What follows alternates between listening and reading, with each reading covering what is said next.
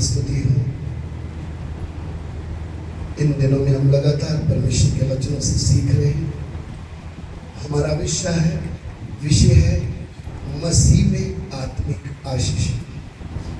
प्रभु ने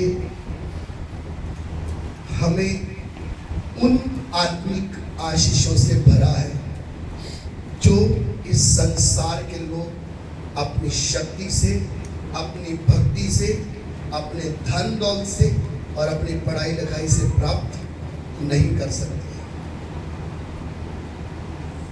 ये उस परमेश्वर का प्रेम है जिसने उस अपने प्रेम को हमारे पर प्रकट किया और ये सारी आत्मिक आशीषें हमें क्या की है, दी है। मैंने आपको पिछले दिनों में बताया, आत्मिक आशीष जब हम देखते हैं तो परमेश्वर का वचन जब हमने पढ़ा, जगत की उत्पत्ति से पहले उसने हमें क्या करना, चुना है। और दूसरी बात हमने सीखी, उसने हमें लेपालित पुत्र होने का क्या दिया, हक दिया। तीसरी बात हमने सीखी, उसके लहू के द्वारा हमें हमारे पापों से क्या मिल गया, छुटकारा मिला है। तो आइए आज के अध्ययन के लिए हम लोग परमेश्वर के वचन से पढ़ लें। एफेसियों की पत्री 2 अध्याय उसका 1 वचन पढ़ें। हम ध्यान में एफेसियों की पत्री नहीं सीख रहे हैं, एफेसियों की पत्री में कुछ आत्मिक आशीषों का वर्णन है जो अमूल्य है, उनके बारे में हम लोग सीख रहे हैं। तो पढ़िए उत्पत्ति की पुस्तक उसका एफेसियों की पत्री उसका 2 अध्याय 1 वचन। वળી તમે અપરાધોમાં તથા પાપમાં હુમેલા હતા, ત્યારે તેણે તમને સજીવન કર્યા। उसने तुम्हें भी जिलाया जो अपने अपराधों और पापों के कारण मरे हुए थे। इधर प्रभु के वचन में लिखा है, उसने तुम्हें भी जिलाया जब तुम अपने पापों और अपराधों में मरे हुए थे। उसने बोलने का मतलब किसने, परमेश्वर ने हमें क्या किया है। एक विश्वासी के जीवन में उसने हमें जिलाया है, जिंदा किया है। और जब जिंदा किया है, जब जिलाया है, तो हमारे जीवन में मरे इंसान और जीवते के बीच में जो अंतर है, वो अंतर हमें क्या आना है, समझ में आना। और वो अंतर जो हमें समझ में आएगा, तो हमें ये समझ में आएगा कि हमें कैसे चलना है। मरा हुआ इंसान का जीवन क्या है और जीवते इंसान का जीवन कैसा है। तो मृत्यु, हम मर कैसे गए, या मृत्यु हमारे ऊपर कैसे अपना अधिकार क्या कर लिया, रखा। परमेश्वर का वचन कहता है, रोमियो की पत्री उसका 5 अध्याय उसका 12 वचन। रोमियो 5 का 12। તે માટે જેમ એક માણસથી જગતમાં પાપ પેટ્યું ને પાપથી મરણ અને સગળાએ પાપ કર્યું, તેથી સગળા માણસોમાં મરણનો પ્રસાર થયો।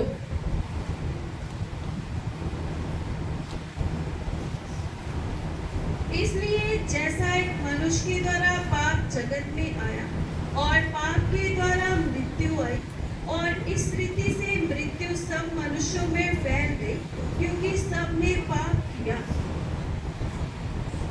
परमेश्वर का वचन कहता है कि एक मनुष्य के द्वारा पाप इस जगत में आया, और पाप के कारण क्या आ गई, मृत्यु आ गई। और मौत क्या है,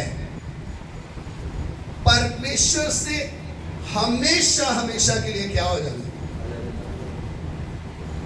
ये काम अदन की वाटिका में पहला मनुष्य जो परमेश्वर ने रचा, कैसे शैतान ने उससे पाप करवाकर उस अनंत मृत्यु के अधीन कर दिया। ध्यान से इस बात को समझिए।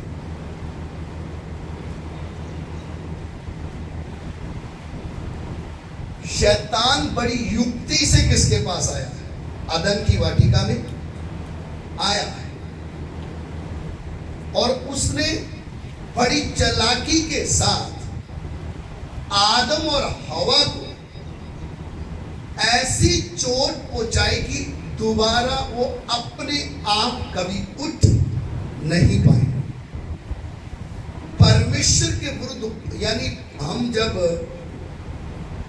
पाप के बारे में ध्यान देते तो पाप कितना भयानक है, उसके प्रति जो गंभीर होना है वो बात हमें समझ में आती है। हम कितने लोग हैं जो पाप को क्या लेते हैं? हल्के में लेते हैं।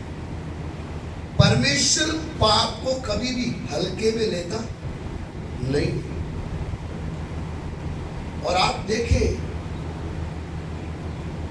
आदम ने परमेश्वर की कोई बनाई हुई सृष्टि, उसने इतने सब कुछ प्यार से बनाया, उसको नुकसान नहीं पहुंचाया। कि आदम को इतनी बड़ी सजा दे दी, परमेश्वर से अलग हो गया, शायद परमेश्वर की बनाई हुई सृष्टि को उसने क्या कर दिया।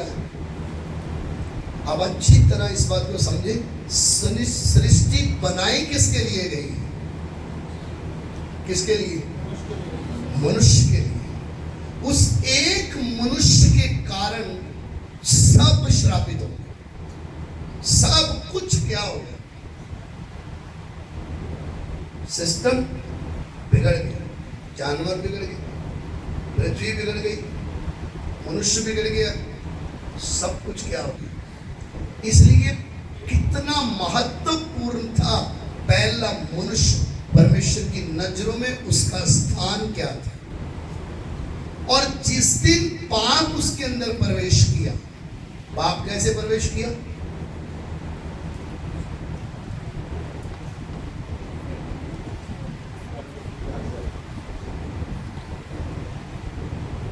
परमेश्वर की दी हुई आज्ञा को क्या कर दिया?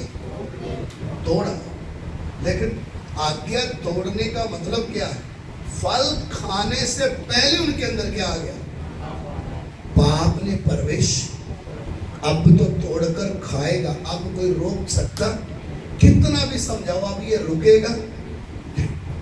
क्योंकि किसका बीज अंदर चला गया और उसको ग्रहण किया गया। वही हवा पहली मुलाकात में शैतान को क्या जवाब दे रही है? परमेश्वर ने कहा है ये फल खाओगे तो, इसलिए हम सारे खाते हैं, लेकिन ये हम खाते। लेकिन जब शैतान ने उसके अंदर उस फल के प्रति, उस बात के प्रति उसका विश्वास को खत्म कर दिया, तो वो उस बात के ऊपर से विश्वास हटा के किसकी बात के ऊपर विश्वास करने लगे। अब थोड़ी देर के बाद बुद्धि देखने के लिए क्या लगता है? बुद्धि देने के लिए भी क्या है? फिर रुक नहीं पाए। इसलिए पाप कितना भयंकर है, वो है एक बड़ी चीज। पाप ने मनुष्य को अनंत काल तक की मृत्यु क्या क्या कर दी? अधीन में कर दिया। अब मनुष्य अपनी शक्ति से कभी क्या नहीं कर सकता, उस मौत से कभी निकल नहीं सकता। कुछ भी हो जाए।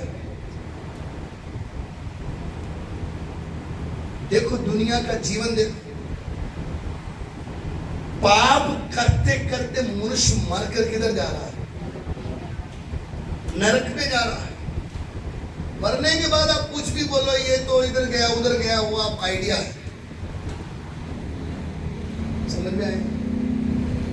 पाप मनुष्य को मृत्यु के अधीन ले आए, क्योंकि वचन कहता पाप की मजदूरी क्या है।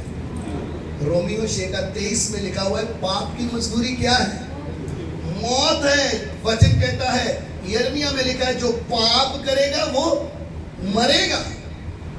कोई माफी, कोई उसके लिए दूसरा स्थान, मरेगा मतलब बाइबल जब मौत के बारे में बोलती है तो कौन सी मौत है?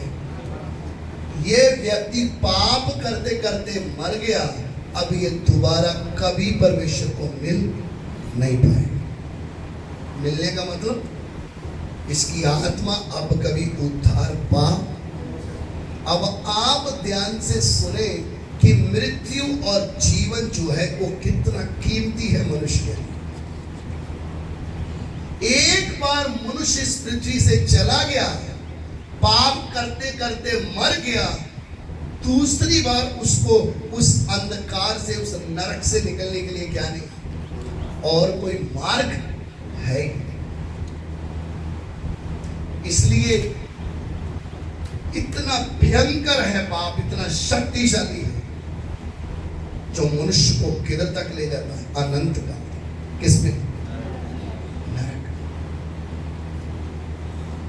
इसलिए भजन संहिता लिखने वाले ने, अभी एक बेटे ने वचन बोला था, धन वह है जिसके अपराध क्या किए गए, क्षमा किए गए,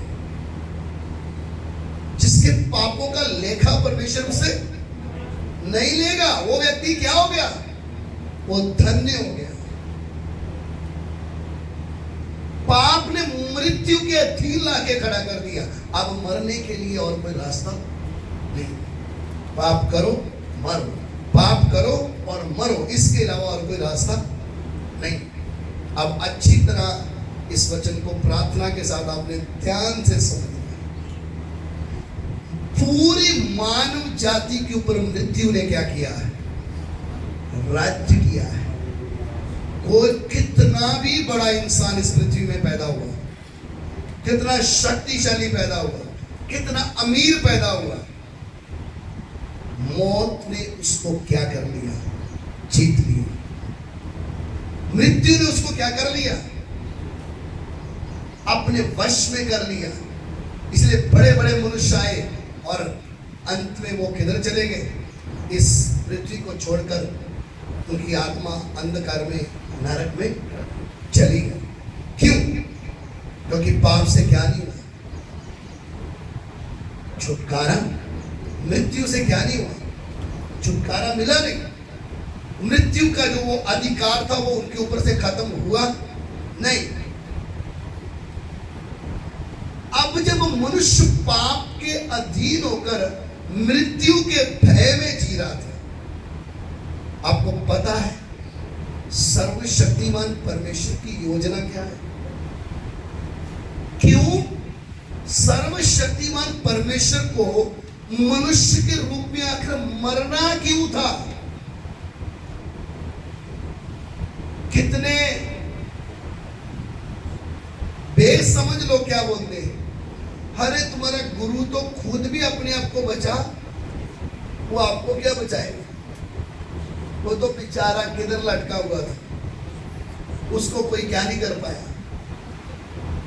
बुद्धि बंद होने के कारण ऐसे प्रश्न उठाए जाते हैं। सर्वशक्तिमान परमेश्वर को कोई मार नहीं सकता है। वो आया ही इस पृथ्वी में किसके लिए था? किसके लिए? मनुष्य के लिए, मरने के लिए आया था। इसलिए जीवन कितने साल, इस पृथ्वी का जीवन कितने साल जिया? 33.5 साल। और उसके जीवन, उसका हर चीज रहस्य है। जन्म रहस्य है, जीवन रहस्य है, मृत्यु क्या है, जी उठना रहस्य है, वेद, और उठाया जा रहा है क्या है, अब वापस आना भी क्या है। ये सबको भेद समझ में आएगा नहीं। ये समझ किसको आएगा? जो मुर्दों में से जिसको वो अनुभव होगा वो ही उसको समझ पाएगा। इसलिए प्रार्थना में आना, प्रभु में आना, हर संडे हाजिरी लगवाना बड़ी बात नहीं है। मेरे जीवन में जो काम हुआ है वो उसका अनुभव मुझे होना, वो अनुभव होगा तो मेरा पैर मसीह जीवन में आगे बढ़ेगा, कोई रोक नहीं पाए। इसलिए सर्वशक्तिमान परमेश्वर की योजना क्या है? इब्रानियों की पत्री उसका 2 अध्याय 14 वचन, 14 और 15 વચન। તો છોકરા માંસ તથા લોહીના બનેલા હોય છે, માટે તે પણ તે જ રીતે તેઓનો ભાગીદાર થયો કે જેથી તે પોતે મરણ પામીને મરણ પર સત્તા ધરાવનારો એટલે શૈતાનનો નાશ કરે અને મરણની બીકથી જેઓ આખા જીવન પર્યંત દાસવતમાં હતા તેઓને મુક્ત કરે। इसलिए जबकि लड़के मांस और लहू के भागी हैं, तो वे आप भी उनके समान उनका सहभागी हो गया, ताकि मृत्यु के द्वारा उसे जिसे मृत्यु पर शक्ति मिली थी अर्थात शैतान को निकम्मा कर दे, और जितने मृत्यु के भय में हमारे जीवन भर दास्तम में फंसे थे उन्हें छुड़ा दे। आमीन। बोलता इसलिए कि जब लड़के लहू और मांस में क्या होते हैं, ध्यान से समझिएगा, जब लड़के लहू और मांस में क्या होते हैं, ऐसे वह भी क्या हुआ भागी। वह कौन? परमेश्वर खुद। कैसे आ रहा है?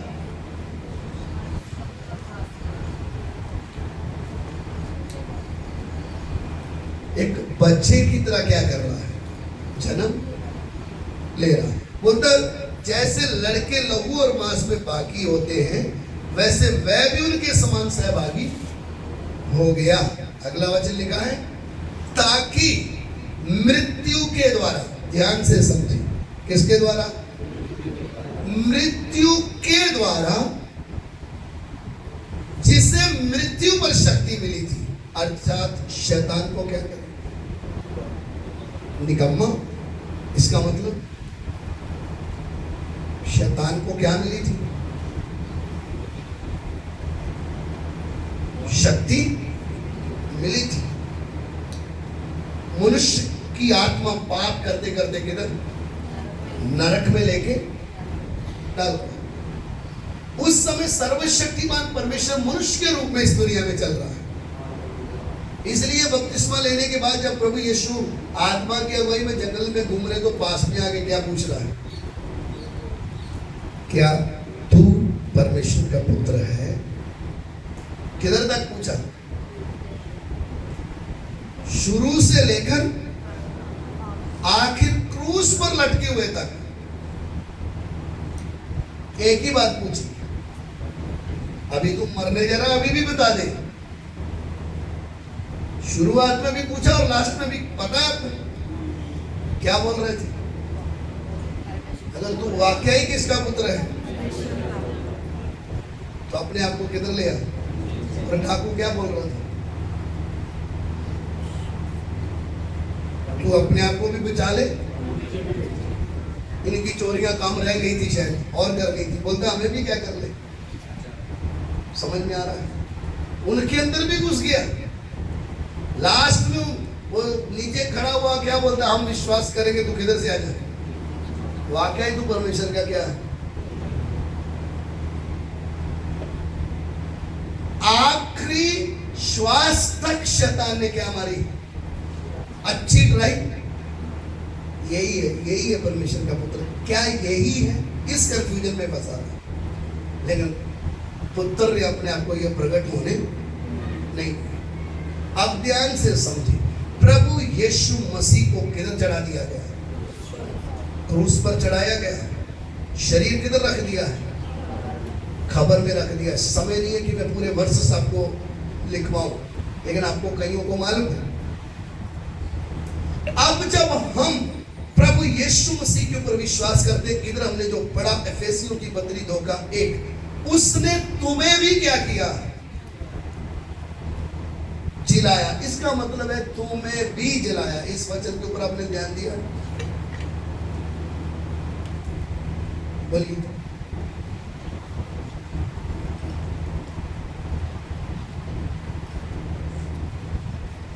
धोखा 1 में लिखा है, क्या लिखा है? एक बार फिर से पढ़ लो, एफेसियों 2:1। उसने तुम्हें भी जिलाया। उसने तुम्हें भी क्या किया है? इसका मतलब तुम्हें भी क्या किया है? इसको और बारीकी से समझना है तो कुलुस्सियों की पत्री 3:1।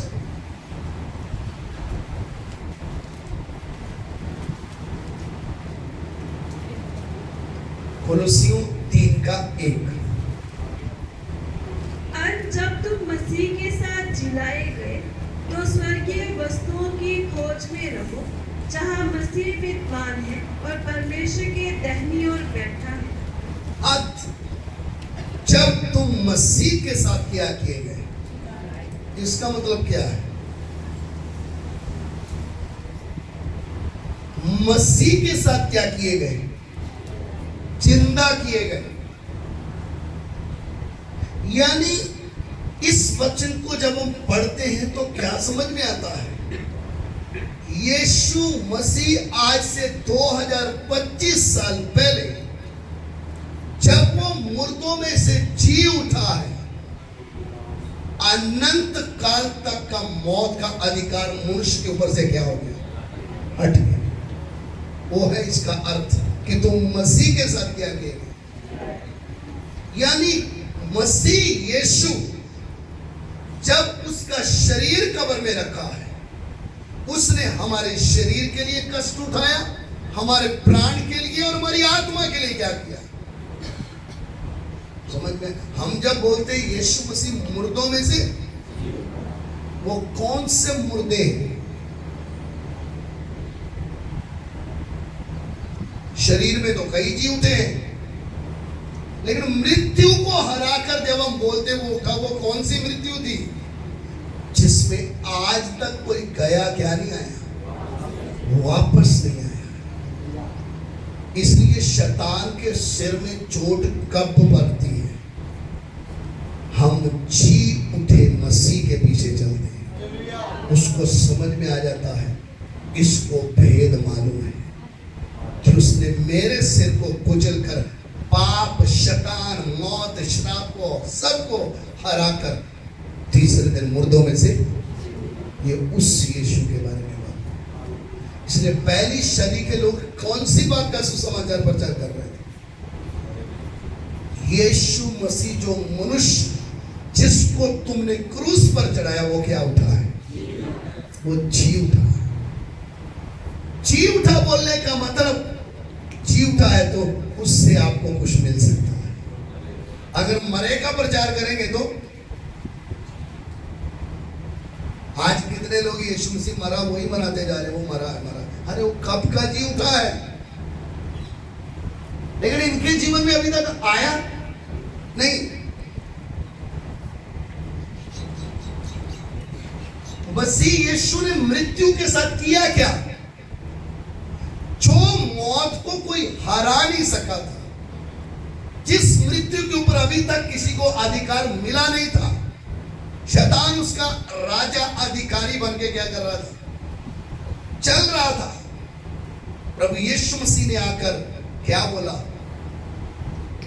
अधोलोक की चाबी दे दे। और इतना ही नहीं, मसीह यीशु जब मुर्दों में से हम जी उठा बोलते हैं, उसी समय जो अब्राहम की गोद कितनी आत्माओं को लेकर किधर चला गया? स्वर्ग में चला गया। हमारे ऊपर मौत का अधिकार खत्म हो गया और हम जिंदा कैसे हो गए? जिस क्षण हमने प्रभु यीशु मसीह को अपना उद्धार करता करके क्या कर दिया? सभी कर दिया। इसलिए एक विश्वासी जो सही विश्वासी है, मौत उसके सामने खेलते समय उसको डर लगता नहीं। क्यों डर नहीं लगता? बोलिए।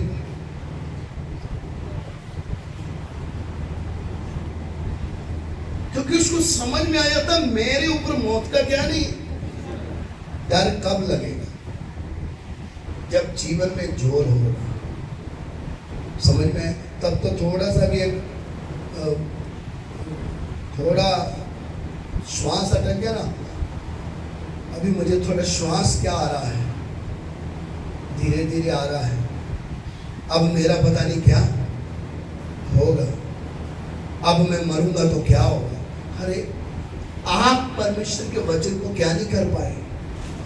उन आत्मिक आशीषों में एक ये भी आशीष है कि जिसने प्रभु यीशु मसीह के ऊपर विश्वास किया वो मृत्यु को क्या कर गया, वो पार करके अब किसमें जी रहा है? किसमें जी रहा है? वो जीवन में क्या कर लिया है? वो प्रवेश कर चुका है।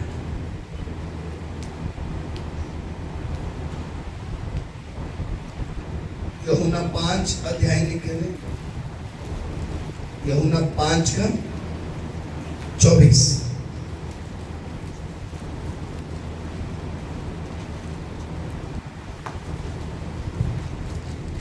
હું તમને ખચિત ખચિત કહું છું કે જે મારા વચન સાંભળે છે અને મને મોકલનાર પર વિશ્વાસ કરે છે તેને અનંત જીવન છે, તે અપરાધી નહીં ઠરશે, પણ મરણમાંથી નીકળીને જીવનમાં આવ્યો છે। मैं तुमसे सच सच कहता हूँ, जो मेरा वचन सुनकर मेरे भेजने वाले पर विश्वास करता है, अनंत जीवन उसका है और उस पर दंड की आज्ञा नहीं होती, परंतु वह मृत्यु से पार होकर जीवन में प्रवेश कर चुका है। मैंने आपको पिछले दिनों में बताया, पापों की क्षमा होना, छुटकारा होना हमारे जीवन में बहुत बड़ा काम है। और अब ये कहता है जिसके अपराध वो, जिसने प्रभु यीशु मसीह के ऊपर क्या कर लिया, विश्वास कर लिया, जिसको जीवन मिल गया, अब वो क्या नहीं, अब वो अपराधी ठहरेगा, अब वो मृत्यु को पार करके किसमें प्रवेश कर गया। फिर बीमारी आते समय हमारा मुंह जो ढीला हो जाता है, हम बोलते अब मैं बचूंगा कि नहीं बचूंगा, या मेरा आगे क्या होगा, ये जो हम लंबी लंबी बातें सोचने लग जाते हैं वो तय करती है हम जीवन में चल रहे हैं या मृत्यु के भय में चल रहे हैं। मसीह यीशु के ऊपर विश्वास करने से हम मृत्यु में नहीं जी रहे, किसमें जी रहे, लेकिन वो शब्दों में नहीं होगा, आपके जीवन में वो काम हुआ होगा तभी क्या होगा।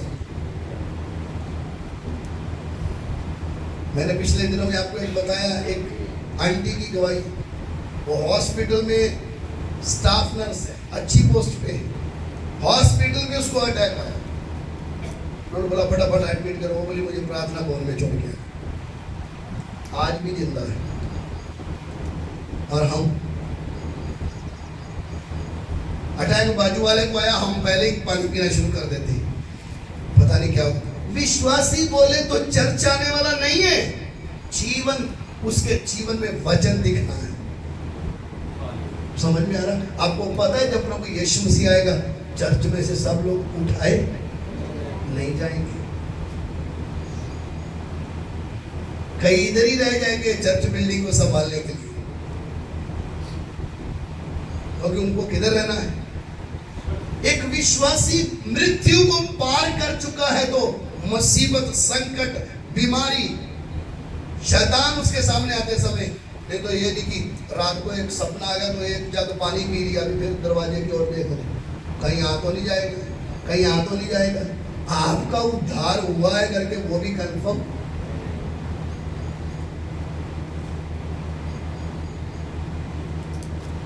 पिछले दिनों जन्म से क्रिश्चियन, बहन जी बोल रही थी कुछ पिला दिया है लगता, इसलिए गड़बड़ है।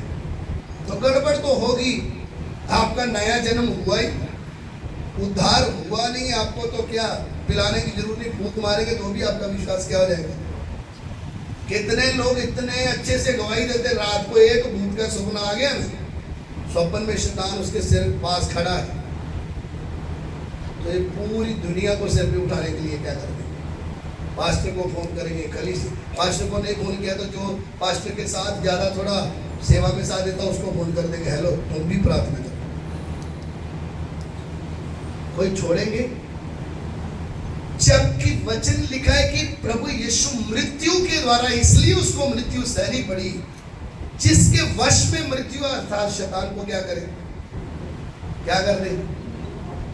किया नहीं किया? अभी शैतान क्या पड़ा हुआ है? बोलिए, बाइबल के अनुसार क्या है? वो क्या है? अब आप निकम्मे से डरोगे तो आपकी मूर्खता है कि बुद्धिमानी है, मुझे नहीं पता। किससे डर रहे हैं? वचन समझ में आ रहा है? मृत्यु के द्वारा, जिसके वश में मृत्यु है अर्थात शैतान को क्या करे? अभी भी वो सुन रहा होगा बाहर खड़ा, मेरी बातें क्यों कर रहे हैं?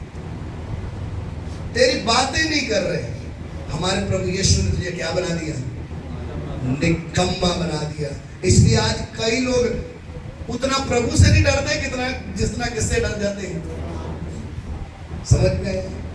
क्योंकि अभी तक वो छुटकारे का अनुभव, आप मृत्यु को पार करके आपको कोई रात को भी बोल देना कब्रिस्तान में जाके सो जाओ, ना पास्टर जी ये क्या बोल दिया आपने, चुप चुप बोलो, तो भी आपके पास ये विश्वास होना है, दो स्वर्गदूत मेरे क्या साथ में हैं।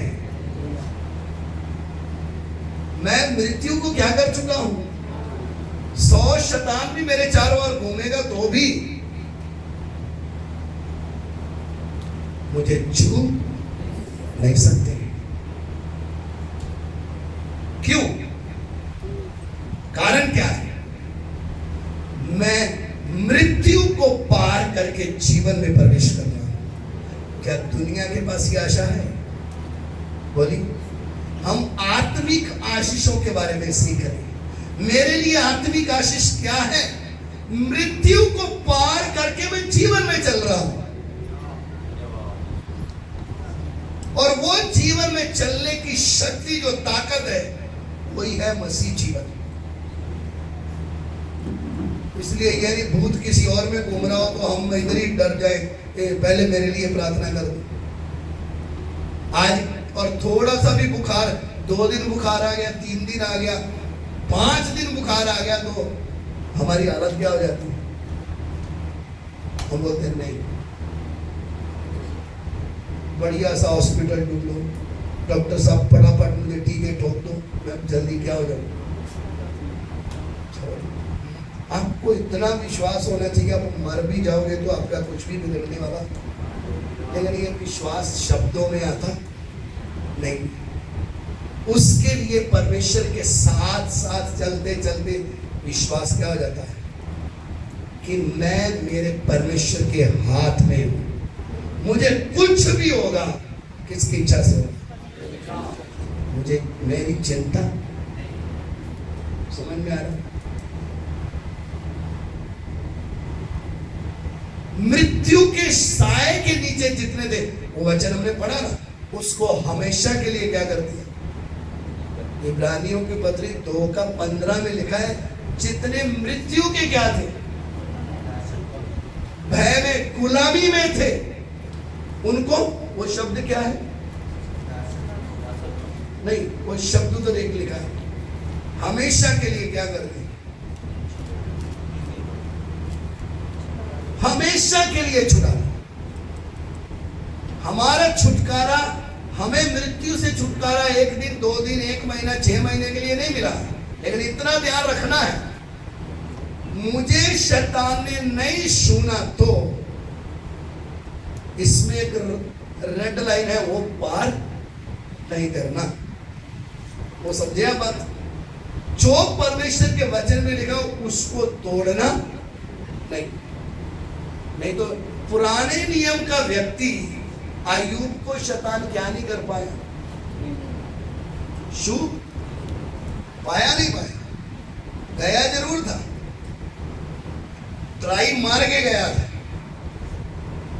इसलिए डिटेल बता रहा था ऊपर जाके, तूने उसके चारों ओर भी बाढ़ लगा दी है, उसके सब सामान के चारों ओर भी क्या लगा दी है वो, तो फिर वो क्यों नहीं धन्यवाद करेगा? सब कुछ तो सही चल रहा है।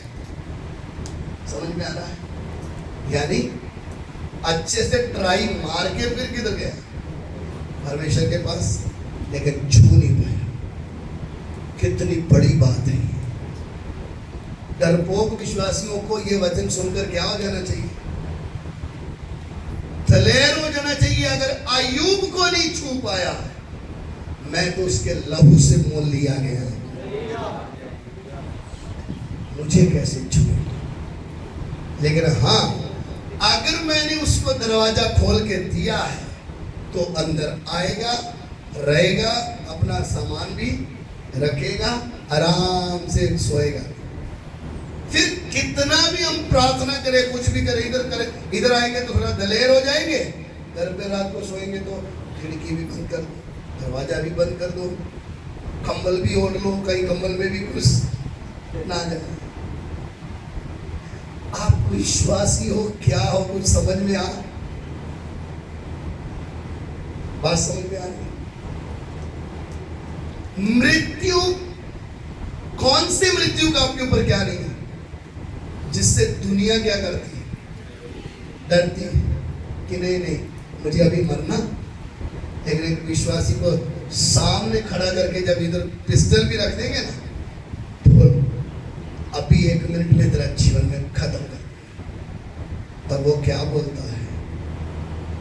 मेरे पास वो जीवन है जो कभी खत्म। अच्छी तरह इस बात को, ये भी एक भेद है, इसको समझे। हम जो दुनिया की मृत्यु है ना, वो एक विश्वासी के लिए फायदा है। इसलिए पौलुस ने क्या लिखा, क्या बोला था? बोला ना, क्यों बोला था?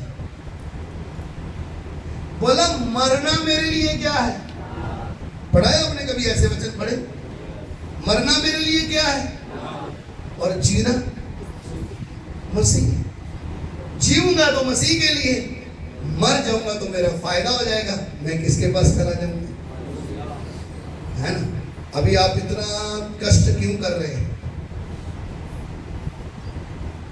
सुबह उठकर किराया लगाकर ट्रैफिक का सामना करके किधर आ रहे हैं? वचन सीखने। लक्ष्य क्या है? प्रभु आएगा तो मुझे किधर जाना है?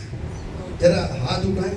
हमारा उद्देश्य है कि नहीं कि इधर ही रहना? कितने लोग इधर रहना चाहते हैं? ये प्रार्थना में इधर मुझे संसार में ही रहना है, ऐसा कोई है जो प्रार्थना में आ रहा है? बोली, हम सब किसके लिए आ रहे हैं? हमारा प्रभु यीशु आएगा, हम उसके साथ, है ना? कल को एक्सीडेंट आ गया, बीमारी आ गई, वो भी आपको किसके पास ले जाएगा? आपको विश्वास नहीं? बोली, फिर हाय हाय क्यों हो रही है? बीमारी को देख के तो आपको क्या करना चाहिए? हंसना है। क्यों? तेरा मेरे ऊपर कोई अधिकार। डॉक्टर ने बोल दिया, आपने चेक करा, तेरे को शुगर है, तो हमने उसी दिन से क्या ठान लिया? जिधर 3 साल में मरना था, हम 1.5 साल में क्या हो गए? मुझे क्या हो गया? फिर डॉक्टर ने दूसरे को बोल दिया, तेरे को कैंसर है, तो क्या हो गया? उतना बीमारी असर नहीं करती जितना हम चिंता कर करके क्या कर लेते हैं? अपने जीवन को खत्म। अरे ये शरीर मिट्टी का है, इसमें बीमारियां आएगी, और जाने के लिए कोई बहाना भी तो होना चाहिए ना, क्या नहीं? ऐसे चलते फिरते चलेंगे तो लोग बोलेंगे क्या हुआ? सब बोलेंगे हमें क्या पता, बेचारा अच्छा भला था, सोया सोया क्या हो गया? ये शरीर है मिट्टी का। जैसे वो तंबू फटने के लिए थोड़ा हवा चाहिए ना, तो इधर से फट गया, उधर से फट गया, बात खत्म। इसीलिए इस शरीर को खत्म होने के लिए कोई बहाना चाहिए, उसलिए चिंता करने की जरूरत नहीं। परमेश्वर का वचन क्या कहता है पता है? हमारा पृथ्वी का सा डेरा घर ये जब क्या किया जाएगा, तो हमें प्रभु से क्या मिलेगा? एक नया घर मिलेगा। हम इसी को संवारने में लगे हुए। समझ में आए? अब 60 साल उम्र हो गई तो अभी भी हम क्या सोच रहे हैं? मैं और पहले जैसा अभी मैं खाना नहीं खा पा रहे, पहले जैसा तंदुरुस्ती से चल। आपको क्या चाहिए? आपको अब तो तैयारी करो किधर की? जाने की, प्रभु के साथ और मनुष्यों के साथ अपना सारा हिसाब किताब क्या कर लो, क्लियर, साफ। तो ही मसीह जीवन में चलने में आपको जो आनंद आएगा। इसलिए हम बोलते ना मसीह जिंदगी आनंद की, अगर वो चेहरे में लगता नहीं है कभी कभी। हम चिंता में डूबे हैं, परेशान हैं, मसीह में आके भी क्या है, क्योंकि रात को एक क्या आ गया और सपने में देखा वो भूत मेरा गला पकड़ रहा था, फिर मैं आगे आगे भाग रहा था। अरे क्यों भाग रहा? उसको बोला था तुझे खा जाए, हिम्मत है? बोलिए। कितने क्रिश्चियन लोग, मसीह लोग भी इस बात से क्या करते हैं, एक दुष्ट आत्मा दिख गई तो इनको पूरा अब रास्ता नहीं मिलेगा किधर जाना। ये तो अच्छा है चर्च दूर होता है, तो रात को ही आगे किधर बैठ जाएंगे। समझ में आया कि मैं रात को पास्टर जी के पास नहीं गया, क्यों? हमें क्या दिख गया? और वचन क्या कहता है एक विश्वासी के प्रति? तुम मेरे नाम से दुष्ट आत्माओं को कब निकालोगे? बोलिए। जब आपके सामने आया ही नहीं तो अब निकालोगे क्या? इसलिए मृत्यु का भय अंदर है तो जीवन में कोई जोर है। मौत का डर कब खत्म हो गया? जिस दिन मैं मसीह के साथ जिलाया गया। अब मैं मौत के अधीन में नहीं, अब मैं जीवन में प्रवेश करके चलूंगा। इसलिए प्रभु यीशु, दुनिया को आग क्यों लगती है यीशु मसीह से? वो क्यों बोलते हैं इसका प्रचार मत करो? अरे दांत मंजन वाला बेचने वाला प्रचार करता है, समझ में आया? घड़ी बेचने वाला क्या करता है? कोलगेट बेचने वाला क्या करता है? प्रचार। सूट बेचने वाला प्रचार करता है, लेकिन यीशु मसीह का क्यों इनकार? क्योंकि उन्होंने मृत्यु के ऊपर क्या पाई है। जो कोई उस पर विश्वास करेगा वो अनंत जीवन पाएगा। इसलिए शैतान को आग लगती है। इसलिए बोलते अरे इसका नाम नहीं लेना, तुम ये बन गए, तुम वो बन गए, अरे हमें कुछ भी बनने दो। एक समय आएगा आपको पता चलेगा हम क्या बने। तब आप धनी की तरह क्या कर रहे होंगे? आंख उठा के देख रहे होंगे, ये तो वही जो हमारे पड़ोस में रहता था, ये वही है जिसका हम मजाक उड़ाते थे, ये वही है जिसको हम बोलते थे तूने तो क्या बदल दिया है। लेकिन ये जीवन में प्रवेश कर चुका है। मेरे प्यारों, मसीह यीशु के द्वारा मिली हुई आशीष क्या है? हम आप मृत्यु के क्या नहीं है, गुलाम नहीं। प्रभु यीशु मसीह क्या बोलता है? देख मैं मर गया था, अब मैं युगान युग क्या हूं, और मृत्यु और अधोलोक की चाबी किसके पास है? फिर डर किस चीज का? फिर डर क्यों आ रहा है? बीमारी को देखकर हमें क्या करना है? हंसना है। यहोवा रूफेका मेरे साथ है जो चंगा करने वाला है। समझ में आया? बीमारी को भी पता चलना, मैं जिस भी घर में जाऊं उधर तो मुझे चादर बिछा के बिठाते हैं। ये कौन है जो घुटनों में बैठकर किसको पुकार रहा है? जिसने इस्राएलियों को मरुभूमि में सांप काट गया तो भी तुम विश्वास करोगे तो जहर क्या हो जाएगा? वचन में लिखा जितनों ने विश्वास किया, सांप ने बेशक उनको काट भी लिया तो भी उसका जहर उनके ऊपर चला नहीं। क्यों? विश्वास में शक्ति है। जिसने प्रभु यीशु मसीह के ऊपर विश्वास किया है, ना तो शैतान का उसके ऊपर कोई अधिकार है, ना पाप का, ना मृत्यु का, ना श्राप उसके ऊपर किसी का। वो है हमारे जीवन की आत्मिक आशीष। मेरे ऊपर मौत का कुछ भी क्या नहीं, अधिकार नहीं। ऐसे आप जिएंगे तो लोग आपको ढूंढ के आपके पीछे। आपके घर में बीमारी आते समय आप रोते नहीं, आप हूहा क्यों नहीं करते हो? आप क्यों उस समय भी आनंद के साथ करते रहते हो?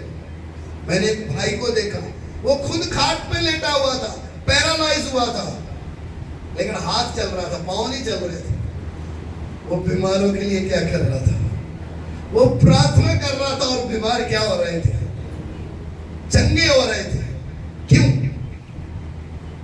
शरीर को पैरालाइज, आत्मा को पैरालाइज। इसलिए वचन कहता है तुम मसीह के साथ किए गए, जिलाए गए हो। जब हम मरे हुए थे, मसीह यीशु में हम क्या किए गए? जिंदा किए गए। इसलिए मृत्यु का हमारे ऊपर क्या नहीं है। इसलिए प्रभु यीशु मसीह ने, पौलुस लिखता है कि प्रभु यीशु मसीह ने मृत्यु के ऊपर क्या पाई? जय पाके बोला, हे मृत्यु तेरी जय कहां है? हे मौत तेरा डंक कहां है? फिर हमें क्या नहीं लगेगा? डर। फिर हम खुशी से क्या करेंगे? हे अधोलो, हे मृत्यु तेरी जय कहां रही? यीशु का लहू भक्तों का गढ़ है, नाश करने वाला हट गया। विश्वास के साथ गाए, हे अधोलो, हे मृत्यु तेरी जय कहां रही? यीशु का लहू भक्तों का गढ़ है, नाश करने वाला हट गया। जय का जोर है, खुशी का शोर है, भक्तों के डेरे में निकलाया गीत है। महिमा का राजा, सेनाओं का यहोवा, सुरक्षा है उनकी सदा। महिमा का राजा, सेनाओं का यहोवा, सुरक्षा है उनकी सदा। भूमि और भूमंडल नाश हो जाएंगे, अटल रहेगा वचन। मौत मिट जाएगी, हम राज्य करेंगे, युगानुयुग प्रभु के साथ।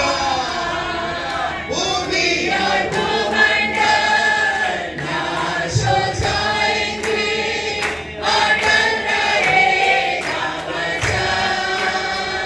मौत मिट जाएगी, हम राज्य करेंगे, युगानुयुग प्रभु के साथ। जय का जोर है, खुशी का शोर है, भक्तों के डेरे में नया गीत है। महिमा का राजा, सेनाओं का यहोवा, सुरक्षा है उनकी सदा। महिमा का राजा, सेनाओं का यहोवा, सुरक्षा है उनकी सदा।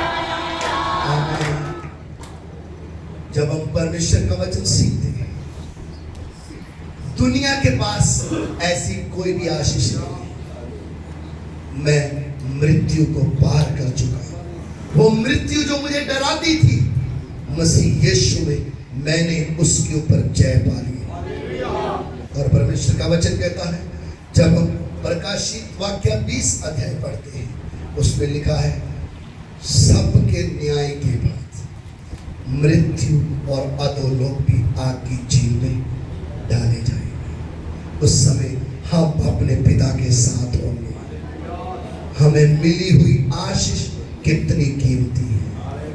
मिला हुआ वो अनंत जीवन की कितनी कीमत है। हम अनंत काल तक अपने पिता के साथ रहेंगे, क्योंकि हमने अनंत जीवन पाया है। और वो अनंत जीवन किसमें है? मसीह यीशु के द्वारा हमें वो अनंत जीवन मिला है। आइए हम अपनी आंखें बंद करें, प्रार्थना में जाएं। हमारे प्यार करने वाले परमेश्वर, हम आपका धन्यवाद करते हैं दिए इस वचन के लिए, आशीष के लिए। प्रभु जो इन दिनों में आत्मिक आशीषों के बारे में सीख रहे हैं, प्रभु हम तेरे वचन को सीखते हुए आत्मिक जीवन में बलवंत बन जाए, ताकि प्रभु जब हमारे सामने मृत्यु का भय आए, बीमारी आए, हम हियाव से उसका सामना कर सके और हम भी कह सके, हे मौत तेरी जय कहाँ है, हे मृत्यु तेरा डंक कहाँ है। हालेलुया। प्रभु जितने लोगों ने तेरे वचन को सुना, एक एक को आशीष दे। हमारी विनती को सुनो पिता, यीशु मसीह के नाम से मांगते हैं। अब हमारे पिता